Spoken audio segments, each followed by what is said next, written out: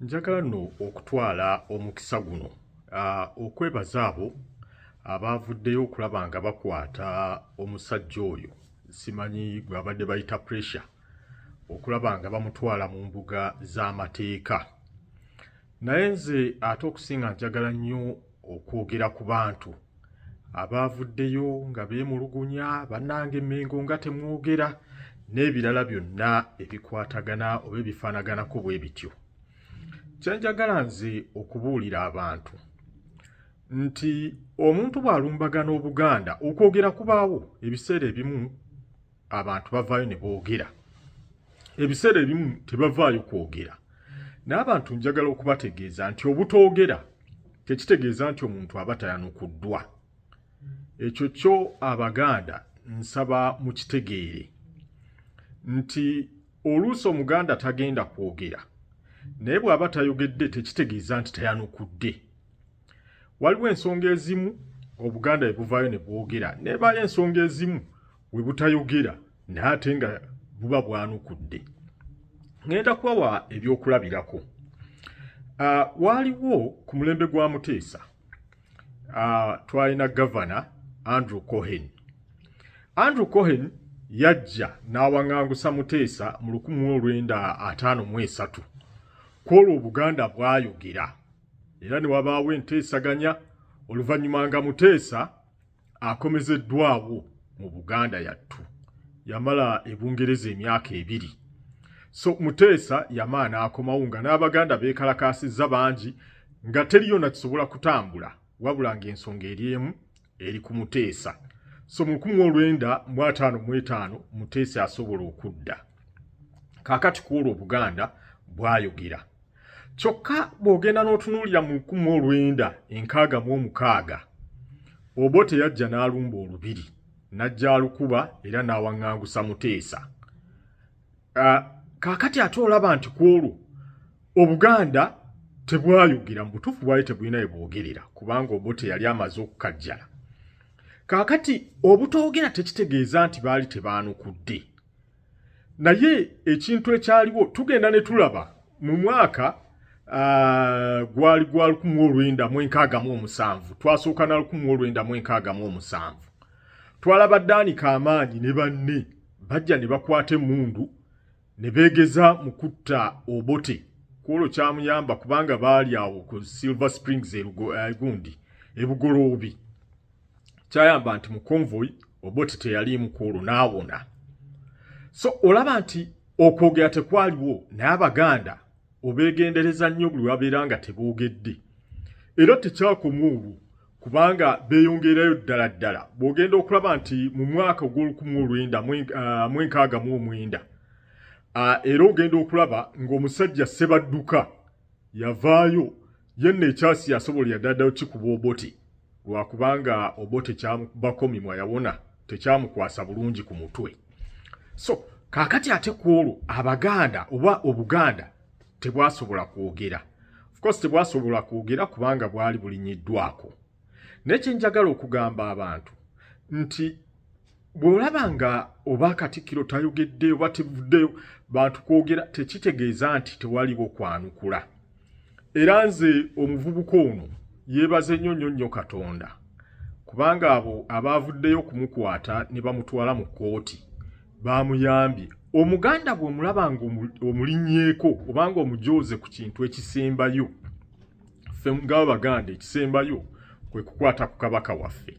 Ne Omuganda bw'okwata ku kabaka n'omulaba nga asirise nga mu butuufu kabaka omujooze, bw'obanga gw'okikoze oteekeddwa okweraliikirira ennyo kubanga kitegeeza nti Omuganda ono asirise engeri gy'anareactinga tegenda kubeera nnyangu. Omuganda bw'asirika tekitegeeza nti takoze eki nti aba tayanukudde. So njagala okutegeeza ababadde bagamba Katikkiro na biki. Anyway, twategedde nti Katikkiro behind the scenes naye yabadde alina kyakola. Naye njagala baga nti Katikkiro bw'aba tayanukudde temulowooza nti olwo Obuganda bubeera busirise. Ekintu ekirala mpozi nze kye njagala okubagamba. Abaganda bannange tweggyemu omuze guno. Buli ssaawa bw'abaawo ekintu nti Katikkiro ogamba ki, Katikkiro ogamba ki. bwe tubeera tuwera mu maaso ga Ssaabasajja Kabaka tujja ne tugamba nti wendigwa w'oligwa tetwongerako mbu Katikkiro bw'ali baalagidde. Obuganda buli omu bumuli mu mutima, gw'ekikuli mu mutima Kabaka bw'aba agyogeddwa ky'ojjayo.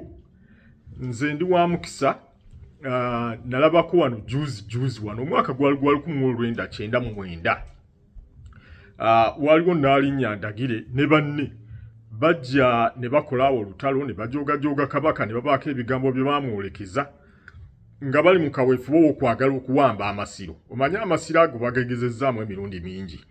Abasembye wano mulabye omuliro ogwo gwayokya Muzibwazaalampanga kati gwe bazizzaawo tebitandikiddeawo kubanga bagezaako okuwamba amasiro ago dda. So mu 1999 Naalinnya ne banne bajja ne bawamba amasiro ago.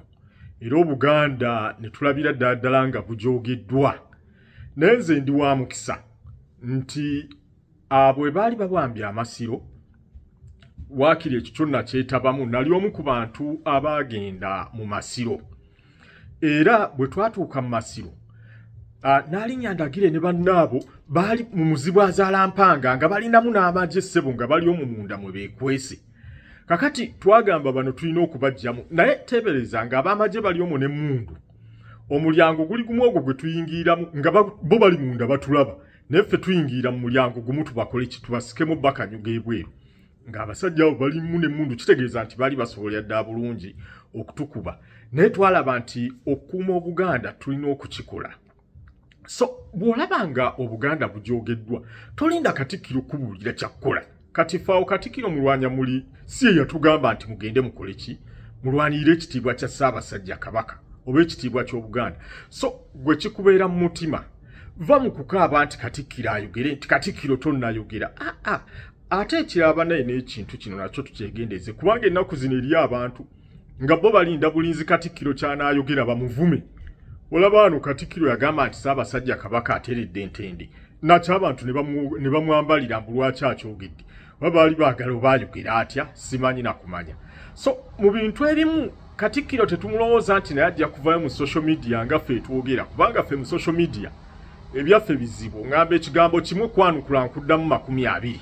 Kati Katikkiro tayinza kutambulira ku muliro ng'ogwo nti Katikkiro jangu okole ki jangu oyogere. Omulabe bw'ali tulumba ng'asoose kusanga Katikkiro oba n'amusiba emiggo oba n'amukola atya tetuli baako kye tukola olw'okubanga Katikkiro tayogedde.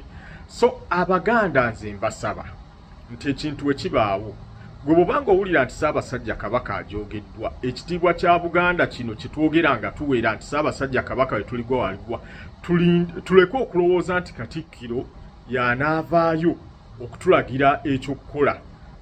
Kaakati nga kana akavubuka simanyi ke kaani ako kibaalese babeera nno nga keeko kubanze ne mu kkooti ndaba kaafaananyi bulala.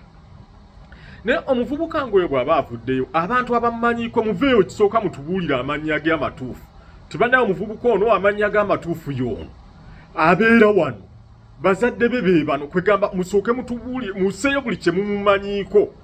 Temulinda Katikkiro kwogera buli omu asobola okukwata ky'asobola okukwatako okulaba nga tulwanirira ekitiibwa kya Buganda. Ekitiibwa kya Buganda okukirwanirira tetulina kulinda Katikkiro kusooka kubaako kyatugamba.